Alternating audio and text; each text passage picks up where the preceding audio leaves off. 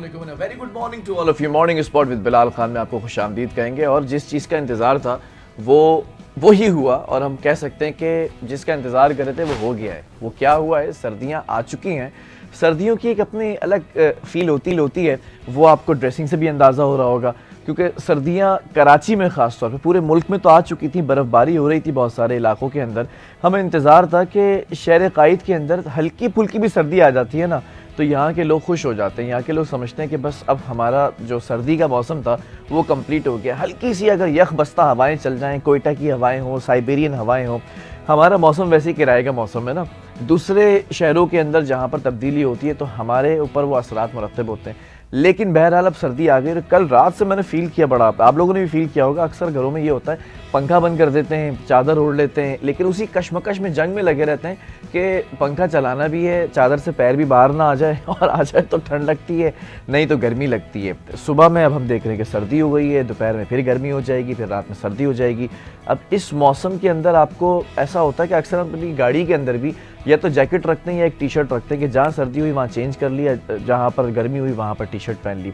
लेकिन सर्दी के अंदर बड़ी मज़े की बात ये होती है कि सर्दी के अंदर ख़ास तौर पे कराची की अगर मैं बात करूँ, यहाँ पर खाने बड़े मशहूर हैं सर्दियों के। अब आप देखेंगे कि होटलिंग शुरू हो जाएगी। दोस्त यार जो होंगे वो कभी मछली खाने जा रहे होंगे, कभी पाए खाने जा रहे होंगे, कभी जो है वो तुम्बा बोटी खाने जा रहे होंगे। तो सर्दी एक पूरा, मैं समझता हूँ, मौसम नहीं बल्कि एक फेस्टिवल है जिसको लोग मनाते हैं बड़े धूमधाम से, दुनिया भर में मनाते हैं। और ख़ास तौर पे पाकिस्तान की बात की जाए तो बहुत से ऐसे इलाके हैं जहाँ पर अभी लोगों ने टूरिज़्म दोबारा से रुजू किया है वहाँ पर जाने के लिए, और अब वहाँ पर बर्फ़बारी शुरू हो गई। तो बर्फ़बारी भी एक सर्दी के अंदर हम देखते हैं कि उसकी भी एक अलग चाशनी होती है, एक अलग मज़ा होता है। अच्छा, मेरी भी ट्रैवलिंग है कुछ दिनों के बाद, तो अब मुझे हो सकता है कि वहाँ पर वो बर्फ़बारी देखने का इश्तियाक हो। अच्छा, बड़ी मज़े की बात है, आप लोग भी फीडबैक में बताइएगा कौन कौन से ऐसे लोग हैं जिन्होंने लाइव कभी ज़िंदगी में बर्फ़बारी होते नहीं देखी। मैं उन लोगों में से एक हूँ जिसने कभी बर्फ़ गिरते हुए नहीं देखी। मैंने ओले गिरते हुए देखे हैं, ज़ालाबारी होती देखी, जो बर्फ़बारी होती है ना, बर्फ़ पड़ी भी देखी है। बहुत से ऐसे इलाकों के अंदर गए जहाँ पर 2-2, 3-3 फीट बर्फ़ होती है, लेकिन कभी लाइव होता है ना कि आप वहाँ पर मौजूद हैं और बर्फ़बारी हो रही है और फिर आपके कपड़ों पर भी बर्फ़ आ रही है। I've never seen those moments। तो कौन कौन से ऐसे लोग हैं जिन्होंने देखा हुआ है, और कौन कौन से ऐसे जिन्होंने मेरी तरह अभी तक नहीं देखे, प्लान कर रहे हैं कि आप बर्फ़बारी के मौसम के अंदर कहीं ना कहीं ऐसी जगह विजिट करेंगे जहाँ पर एक आध मोमेंट कैप्चर कर लें। बहरहाल सर्दियों की चिटचैट होती रहेगी। आज हमने अपनी दोस्त को, जो कि शहर से बाहर थी और ठंडे इलाके में थी, जब उन्होंने कहा कराची विजिट होता है तो हमने कहा हुआ उनसे कि आप जो है वो बता दिया करें, हम आपको यहाँ पर इनवाइट करना चाहते हैं। तो जब भी आपकी मसरूफियात में से थोड़ा सा टाइम निकले, आप कराची आएँ तो आप ज़रूर बताओ, और हम उनको यहाँ पर पकड़ कर उनका कीमती वक्त उनसे चुरा लेते हैं और वो यहाँ पर आ जाती हैं। पहले भी आती रही हैं, आप लोगों को महसूस करती रही हैं। बड़ी ज़बरदस्त टैलेंटेड जो है वो एक अरसे तक मीडिया इंडस्ट्री के अंदर होस्टिंग करती रही हैं। ज़बरदस्त किस्म का मॉर्निंग शो इसी तरह जैसे मैं कर रहा हूँ वैसे किया करती थी, और अब ये एक बेहतरीन आर्टिस्ट हैं। पहले हम इन्हें मुतारिफ़ कराते थे एक नेशनल लेवल के ऊपर आर्टिस्ट, अब हम इन्हें मुतारिफ़ कराने लगे हैं काफ़ी अरसे से इंटरनेशनल आर्टिस्ट। उसकी ख़ास वजह यह है कि सीरिया की अगर बात करें, सीरिया का इस वक्त हर ज़बान ज़द-ए-आम है क्योंकि बशार अल-असद साहब की जो गवर्नमेंट जा चुकी है। लेकिन उससे पहले की मैं ज़रा बात कर लेता हूँ। तो सीरियन गवर्नमेंट ने इनको अवार्ड दिया है, और ये पाकिस्तान की नहीं बल्कि दुनिया की पहली आर्टिस्ट हैं जो बीबी सलामुल्लाह अलैह के रोज़े पर इनकी जो पेंटिंग्स है वो वहाँ पर रखी गई और बड़ा सराहा गया इनको। तो ये पाकिस्तान के लिए एक बड़ा एज़ाज़ है, और ये बहुत सारे एज़ाज़ात इनके साथ हैं। अब मैं इनसे ही बात करा देता हूँ आपकी, क्योंकि आप लोगों का इश्तियाक हो रहा होगा कि कौन सी ऐसी खातून है। तो मेरी बड़ी प्यारी दोस्त हैं, बड़ी प्यारी टैलेंटेड आर्टिस्ट हैं, बड़ी खूबसूरत और खूबरू शख्सियत भी हैं, सैयदा सहर शारिज़वी। अस्सलाम वालेकुम सहर, कैसी हैं आप? वालेकुम सलाम, बिल्कुल ठीक, आप कैसे हैं? अल्हम्दुलिल्लाह। बहुत मशहूर हूँ, इतने सारे खूबसूरत अल्फाज में आप हमेशा याद करते हैं, इतना प्यारा इंट्रोडक्शन करवाते हैं, थैंक यू। मुझे पैसे इसी चीज़ के मिलते हैं। मुझे कहा जाता है इंट्रोडक्शन दोगे तो सैलरी पूरी आएगी, इंट्रोडक्शन अगर कम कर देते हैं तो काट लेते सैलरी ये लोग। अच्छा, कैसी हैं आप? खैरियत से हैं? अल्हम्दुलिल्लाह बिल्कुल ठीक। ट्रैवलिंग मुझे लगता है ज़्यादा हो गई है अब। हाँ, बस काम के हवाले से होती है, वरना तो कराची से तो एक सेकंड के लिए आपका दिल नहीं करता, आप दुनिया में कहीं पे चले जाएं। अच्छा, कराची से एक मोहब्बत है ना, अलग सी मोहब्बत है कराची। हाँ, बहुत उनसियत है, प्यार है, बड़े यहाँ पे हुए हैं। दूसरा, यहाँ कराची में जो रेल है ना एक बार, तो फिर उसको मज़ा नहीं आता, आप कहीं भी जाओ। अच्छा, हाँ, काम के हवाले से जा सकते हो। मैं इंटरनेशनल ट्रेवल करती रहती हूँ काफ़ी जगहों पे। अपने पेंटिंग एग्जीबिशंस के हवाले से वर्कशॉप्स हो रहे होते हैं, आपको जाना पड़ता है बस। लेकिन परमानेंटली इस सिटी को नहीं छोड़ सकता कोई। जब प्रॉपर तरीके से इस पेंटिंग की दुनिया के अंदर कदम रखा और बीइंग एन आर्टिस्ट अपने आप को मुतारिफ कराया, यही वजह थी क्या मसरूफियत इतनी बढ़ गई थी कि फिर मीडिया को भी छोड़ना पड़ा, होस्टिंग को भी क्विट करना पड़ा? बिल्कुल मेरे साथ ऐसा होता रहा है। मैं बैलेंस करती हूँ दोनों चीज़ों को, मैं होस्टिंग करती हूँ, फिर वो करती हूँ, पेंटिंग कर रही होती हूँ। लेकिन जहाँ पे भी मुझे ऐसा फील होता है कि वो मेरा पेंटिंग वाला काम थोड़ा इग्नोर हो रहा है, उसमें ज़्यादा ज़ाहिर है आपको अटेंशन फोकस्ड होकर आपको काम करना पड़ता है, देन फिर मैं सारी चीज़ें, सिर्फ होस्टिंग नहीं, सब चीज़ें मैं फिर छोड़ देती हूँ। सब चीज़ें छोड़ देती हैं? घर वालों को फिर कैसे टाइम देती हैं? मैं घर वाले तो बस बर्दाश्त ही कर रहे होते हैं। आदत हो गई है? आदत उनको हो गई है बस। लेकिन ये कि पेंटिंग ऐसा काम है जिसमें आपको बहुत फोकस्ड होकर काम करना पड़ता है, रिसर्च होती है, चाहिए होती है, रिसर्च होती है। बिल्कुल बिल्कुल बिल्कुल। रिसेंटली जो मैंने काम किया है 100 हीरोज वाली जो एग्जीबिशन थी, तो वो बहुत डेडिकेशन के साथ 5 साल मैंने लगा के मैं जरा पब्लिक को भी बता दूं, पिछली दफा जब सार आई थी तो ये बता के गई थी, मैं इनविटेशन दे के गई थी कि 100 हीरोज के जो उनकी पेंटिंग्स थी वो कंप्लीट हो गई थी, उसकी एग्जीबिशन होने वाली थी। माशाल्लाह बड़े, मैं आपको कांग्रेचुलेट करता हूं कि वो बड़ा ज़बरदस्त एग्जीबिशन किया। जो मिनिस्टर हैं, कल्चर मिनिस्टर, उन्होंने बड़ा अप्रिशिएट किया, आपके जो सीएम हैं उन्होंने बड़ा अप्रिशिएट किया, और मुल्की सतह के ऊपर जो बड़े नामवर शख्सियात हैं जो पाकिस्तान से बाहर भी रहती हैं, और नदीम सरवर भाई का भी मैंने देखा कि आपने उनको और उनके शहजादों को भी जो है वो पेंटिंग्स जब डेडिकेट की, तो that was a wonderful moment for me and as a Pakistani, for us as well. तो कैसा रहा वो इवेंट? बेहतरीन रहा। असल में मैं भी ये सोचती हूँ और ये कहना भी चाहती हूँ कि जब भी आप डेडिकेशन के साथ और फुल एनर्जी के साथ कुछ भी कर रहे होते हैं ना, तो उसकी आपको वहाँ पे वो अजर अल्लाह ताला दे देते हैं। अगर वहाँ पे नहीं तो फिर कभी भी ज़िंदगी में वो ड्यू होता है। आप मेहनत के साथ, पूरी एनर्जी अच्छी के साथ, अच्छी वाइब के साथ आप कुछ कर रहे होते हैं, आप होस्टिंग कर रहे हैं, कुछ लोग और चीज़ें कर रहे होंगे जो हमें स्क्रीन के थ्रू देख रहे हैं, तो अलग अलग चीज़ें जब आप अपनी मेहनत करते हो ना, उसका वो अजर आपको वहाँ पे मिलता है। अगर वहाँ पे नहीं मिलता तो वो ड्यू होता है, वो आपको लाइफ में कहीं भी कभी भी मिल सकता है, किसी भी एंगल पर मिल जाता है, किसी भी मूवमेंट में आपको मिल सकता है। और मुझे वो फिर सीरिया में मिला। हाँ भाई, ये सीरियन गवर्नमेंट का क्या चक्कर है, जरा बताएं ना, आप अपनी ज़बानी बताएं। पाकिस्तान की नहीं, दुनिया की पहली खातून, वो पिक्चर्स भी चल रही हैं स्क्रीन के ऊपर, ज़रा ये देखें आप लोग, बड़ा ज़बरदस्त इन्होंने पेंटिंग्स की हैं। क्या कहानी क्या है? ये ऐसा है कि मेरा वाकई में मैं पहली आर्टिस्ट हूँ जिसका काम वहाँ पे बीबी ज़ैनब सलामुल्लाह अलैहा के हरम में डिस्प्ले हुआ है। बहुत बड़ी ये सादत है मेरे लिए, बल्कि पाकिस्तान के लिए, हम सब के लिए बहुत बड़ी सादत है। क्योंकि इसलिए नहीं कि सिर्फ उन्होंने मुझे ऑनर किया, उन्होंने मुझे इस एक एजाज़ से नवाजा गवर्नमेंट सतह पे, उसकी बात नहीं। अगर वो ना भी होता ना, तो सिर्फ वहाँ पे पेंटिंग्स लग जाना, आई गेस ये बहुत बड़ी अचीवमेंट है। मैं थोड़ी सी रिलीजियस भी हूँ, तो बिलीवर हूँ, सूफ़ी टाइप की हूँ, तो मुझे बहुत लाइक वो मेरे लिए बहुत बड़ा अवार्ड, बहुत लाइफ टाइम एक्नॉलेजमेंट या लाइफ टाइम अचीवमेंट अवार्ड मैं बोल दूँ, तो वो वैसे ही इतना बड़ा अवार्ड था वहाँ पे लगना, वहाँ पे आपका काम। और बड़ी बात है कि वहाँ पे जो भी ज़ियारत हैं, बीबी सकीना सलामुल्लाह अलैहा की है, इमाम हुसैन अलैहि सलाम की वो शहज़ादी हैं, बीबी उम्मे कुलसूम है जो उनकी बहन है, बीबी ज़ैनब की भी बहन है। और बीबी ज़ैनब का तो वैसे ही इतना बड़ा उनका रोल है, इतना बड़ा उनका रोल है, और वहाँ पे उनके हरम में paintings like it was life achieving award, और बहुत बड़ा मेरे लिए एहसास था। अच्छा, 100 हीरोज़ की कहानी के ऊपर ज़रा सा डिस्कशन करते हैं ना। 100 हीरोज़ में मुख्तलिफ हर डायमेंशन के अंदर, मैं समझता हूँ कि आसमान पर जो सितारे होते हैं ना, इस तरह सितारों को आपने एक कूज़े के अंदर बंद कर दिया है, और सबकी एक अलग स्टोरी है, सबकी अलग एक दास्तान है, सबकी अलग कॉन्ट्रीब्यूशंस हैं इस सोसाइटी के अंदर। हिस्ट्री अगर आप उठा के देखें, ये 100 हीरोज़ का ख्याल जब आया था, उसको अब तो कंप्लीट कर दिया है, what was the first thought? पहले इतना बड़ा आइडिया नहीं था, मुझे नहीं पता था ये इतना बड़ा मूवमेंट एक क्रिएट हो जाएगी, पूरी कैंपेन बन जाएगी। हाँ, मैंने तो बस कोई हीरो थे उनको ट्रिब्यूट दिया था लाइव आके, और वो बस एक इंस्पिरेशन, मेरे बाबा की बुक वो लिख रहे थे, वहाँ से मुझे मिल गई थी। मैंने कहा वो लिख रहे हैं जिन किरदारों के हवाले से, क्यों ना उनको पेंट किया जाए। फिर उनमें चैलेंज बहुत ज़्यादा आ गए थे, क्योंकि कुछ इमेजिनरी मुझे चीज़ें बनानी पड़ी, रिसर्च करनी पड़ी, उन पर पढ़ना पड़ा मुझे कि कौन कौन सी शख्सियत। रिसर्च में कैसे हेल्प मिली? क्योंकि मैंने लास्ट टाइम भी आपसे पूछा था कि कुछ ऐसे भी लोग हैं अब तक जिनका खाका तैयार नहीं किया गया, आपने इमेजिनरी तौर पर उनकी रिसर्च करके कि वो कैसे दिखते थे, कैसे कपड़े उस इलाके के अंदर पहने जाते थे, सर्दियों में गर्मियों में कैसे लिबास ज़ेबतन करते थे, उनके नकोश क्या होते हैं उस इलाके के लोगों को, वो सब आपने कंपाइल की रिसर्च और इमेजिनरी खाके बनाए हैं जो लोगों को देखकर लगता है कि हाँ वाकई ये ऐसे ही हो सकते थे। दे दिया है सबको कि सबको पता चल गया कि राजा दाहिर जो है वो कैसे लगते होंगे, दूल्हे दरिया खान जो है वो कैसे लगते होंगे, अब शाह अब्दुल लतीफ़ बिटाई कैसे लगते होंगे, फिर उनकी जो 7 फीमेल कैरेक्टर्स हैं वो किस तरह से दिखते होंगे, उनका मैंने कोशिश की कि उसी तरह से जिस तरह से उन्होंने शायरी में बयान किया वो चीज़ें, उनका आई मीन कलर कॉम्प्लेक्शन, मैंने वो सारी चीज़ें पढ़ के रिसर्च करके देन फिर वो पेंट किया।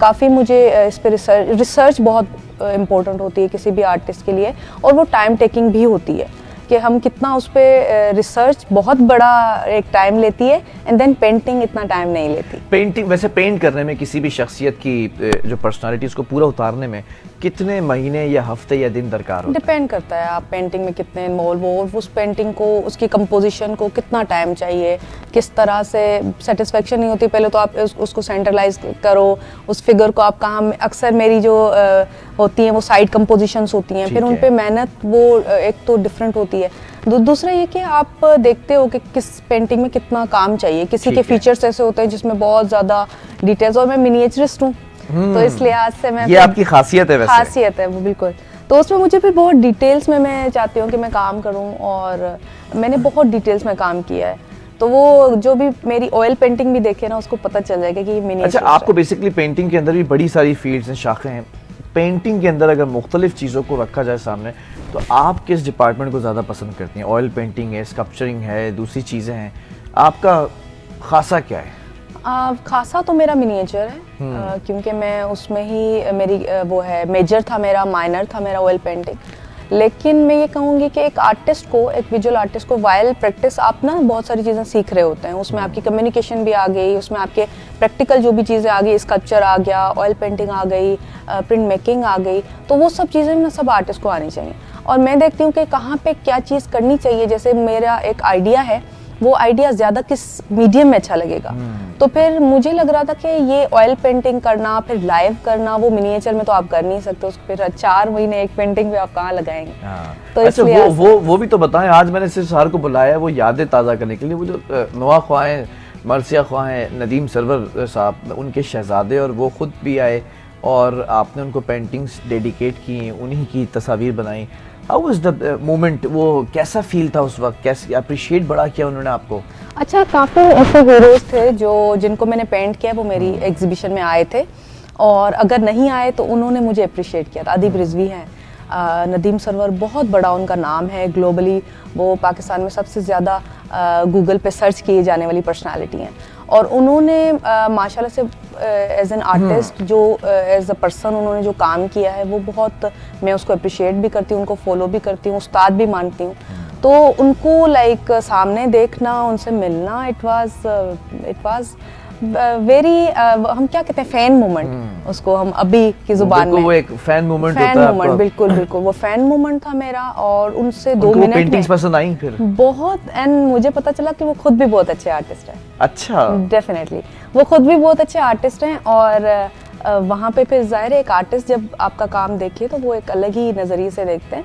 दूसरी बात कि उनको अच्छा भी बहुत लगा, उन्होंने बहुत मान और इज़्ज़त और प्यार भी मुझे दिया, मैंने उनको अजरक पहनाई, उन्होंने मुझे अजरक पहनाई, तो वो जो अजरक मुझे पहनाई, वो मैं एक छोटा सा जैसे आर्टिस्ट हूँ, मेरे लिए बहुत बड़ी बात थी, बहुत बड़ी बात थी। वो एक याद होती है ना कि यार एक बंदे को सुन रहे हैं, आप देख रहे हैं, उसके फैन होते हैं, और वो आके आपको अप्रिशिएट करे, टोकन ऑफ अप्रिसिएशन आपको जो है वो किसी न किसी तरीके से दे, बड़ा एक अच्छा फील आता है। सर आगे क्या इरादे हैं? अब जो जितने पिछले गोल्स मैंने पिछले प्रोग्राम में आपने सेट किए थे वो सारे माशाल्लाह आपने पूरे कर लिए हैं, विद इन 2 or 3 months आप you have completed your goals.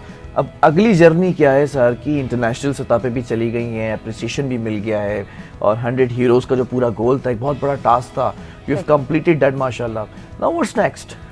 अब आजकल बस ऐसा हो गया है कि काफ़ी अरसे से मैं प्लानिंग नहीं करती चीज़ें, बस मैं नहीं कर पाती ना, तो वो बस अल्लाह खुद ही करवा रहे होते हैं, वो दरिया का बहाव है, जहाँ जा रहा है चले बिल्कुल जाएगा। वो मेरी डेस्टिनेशन कोई एक नहीं है, मैं चाहती हूँ कि वो प्रोसेस जो है ना वो मैं कम्प्लीटली जीऊँ, उसको मैं कम्प्लीटली अपनी मेहनत के साथ हर चीज़ करूँ, जो मैं कर सकती हूँ, पॉजिटिव कर सकती हूँ, अच्छी कर सकती हूँ।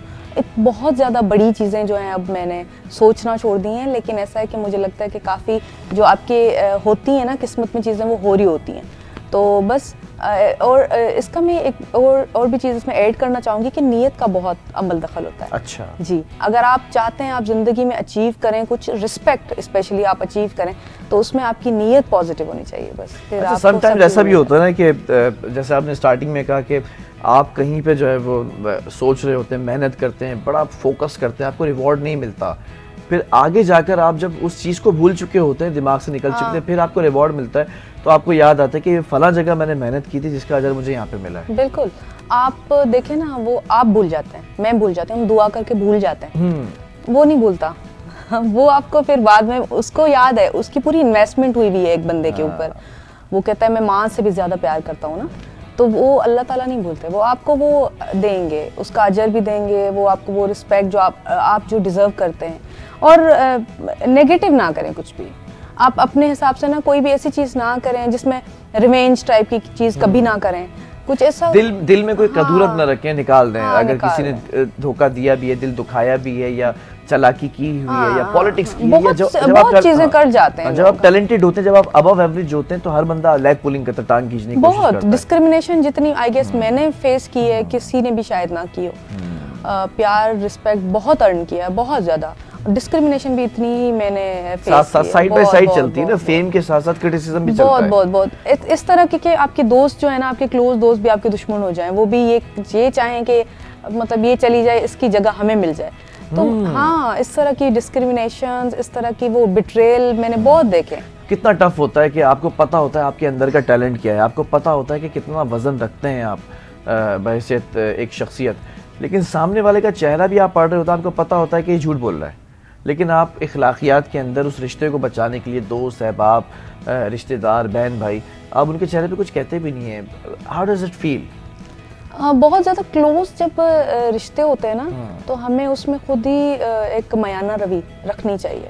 और अगर कुछ ऐसा हो भी जाता है ना, आपको पता भी चलता है कि अगला जो है आपका दोस्त जो है बिट्रेल कर रहा है या इस तरह की चीज़ है, उसकी नीयत अच्छी नहीं है, आप फील कर जाते हैं बहुत बार। मैं तो वो एक वाइब आ जाती है, वाइब आप फील कर जाते हैं, एनर्जी फील कर जाते हैं, फिर आप बस किनारा कश हो जाएं, आप अपना काम करें, आप चुप करके आप छोड़ दें। किसी को मैं कहती हूँ कि किसी की हर किसी की ना जर्नी डिफरेंट है, आप किसी और के जूते में अपना पैर नहीं डाल सकते। वाह, क्या बात की है। अच्छा, मैं आपको व्यूअर्स एक बात बताऊँ, हर इंसान की अपनी एक कहानी है। जब आप उसको पूरी तरह नहीं जानते ना, तो कोई भी कमेंट देने से पहले, कोई भी जजमेंट देने से पहले गुरेज किया करें। आप जिस बंदे को देख रहे हो, कोई कमेंट दे रहे हो उसकी पर्सनैलिटी के ऊपर, यू डोंट इवन नो कि उसके पीछे कितनी सारी चीज़ें चल रही हैं। या मैं दोबारा कहूँगा कि हर इंसान की एक कहानी है। Sir, I just want to ask, आपकी मौजूदगी का फ़ायदा उठाएं, कुछ ऐसे भी हीरोज़ हैं जो इस वक्त दुनिया में नहीं रहे हैं, लेकिन आपने उनकी पेंटिंग्स बना के उनको ट्रिब्यूट पेश किया है और डेडिकेट किया उनको, तो उनसे मिलने का कोई इश्तियाक था, नहीं मिल सकी, उसका दुख है, लेकिन वो डेडिकेशन करने का वो सेटिस्फेक्शन मिल गई है? जब आप वाइल पेंटिंग, जब मैं एक पोर्ट्रेट बनाती हूँ, हर आर्टिस्ट का अपना एक नज़रिया होता है, पेंटिंग काम करने का अलग तरीका होता है। जब मैं पेंटिंग बनाती हूँ तो मैं उस वक्त वाइल प्रोसेस में उससे मिल चुकी होती हूँ, जो भी शख्सियत है, इन थॉट्स। और जब आप स्पेशली कोई राइटर है, कोई पोएट है, तो आप उनको जब पढ़ते हैं, जैसे लास्ट टाइम परवीन शाकिर की मैंने बात की थी, तो हम कोई भी पोएट है, राइटर है, हम उसको जब बनाते हैं ना, हमें पता है इसका थॉट क्या है। हम उसको अक्सर तो ऐसा हो जाता था कि मैं अल्लामा इकबाल का जब मैंने पोर्ट्रेट बनाया, तो मैंने उनका वो ज़िया मोइनुद्दीन साहब, क्या शख्सियत थी यार, मैंने उनकी आवाज़ में वो उनका शिकवा, फिर जवाब शिकवा, वो मैं प्ले कर देती थी अपने मोबाइल में, दिमाग में चल रहा होता है, हाँ, दिमाग में भी मैं प्ले कर देती थी अपने पास, फिर मैं उनको पेंट करने लग जाती थी। इसी तरह से मैंने जब शेख अयाज का पोर्ट्रेट बनाया, तो उनकी मैं पोइट्री, उनके वो सॉन्ग्स में प्ले कर देती थी, वो उनके चल रहे हो, तो मुझे पता है कि ये शख्सियत सोचती, वो फिर वो चीज़ ना आपके ब्रश के थ्रू वो चीज़ आ जाती है, वो जिस तरह की पर्सनालिटीज़ होती हैं, वो सेंसिटिव हैं, तो वो चीज़ डेफिनेटली उनका वो एक्सप्रेशन, नेचुरल एक्सप्रेशन आ जाता है। तो उनसे मुलाकात का काफ़ी ऐसी पर्सनालिटीज़ हैं जिनका मुझे बहुत इश्तियाक है।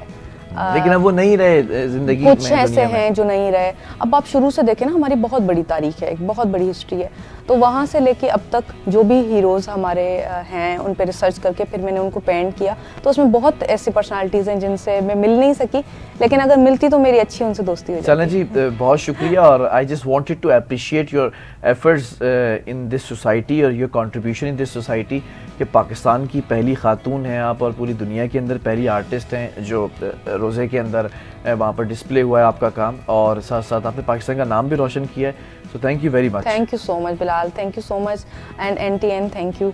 यहाँ पे जब भी मैं आती हूँ मुझे बहुत ऑनर मिलता है, बहुत अच्छा लगता है यहाँ आके। अक्सर ऐसा होता है कि डिफरेंट कमिटमेंट्स होती हैं, फिर भी मैं कोशिश करती हूँ कि आप बुलाते हैं तो मैं आ जाऊँ। Thank you so much once again. चलें जी, बहुत शुक्रिया। सैयदा सहर शाह रिजवी हमारे साथ मौजूद थी, और एक छोटे से ब्रेक की तरफ जा रहे हैं। ब्रेक से जब वापस आएंगे तो ज़रा जो हम सीरिया की बात कर रहे थे ना अभी, कि सीरिया ने अवार्ड दिया था सहर को, तो सीरिया के अंदर ही कुछ हालात तब्दील होते नज़र आ रहे हैं, बदल चुके हैं, तकरीबन पूरी तरह से टेक ओवर किया जा चुका है, उस हुकूमत को स्टेप डाउन होना पड़ा। क्या महरिकात थे? हमारे साथ इंटरनेशनल जो एनालिस्ट हैं वो भी मौजूद होंगे, उस पर भी ज़रा सा आपको बताएंगे कि अब हो क्या रहा है दुनिया के अंदर। एक छोटा सा कमर्शियल ब्रेक।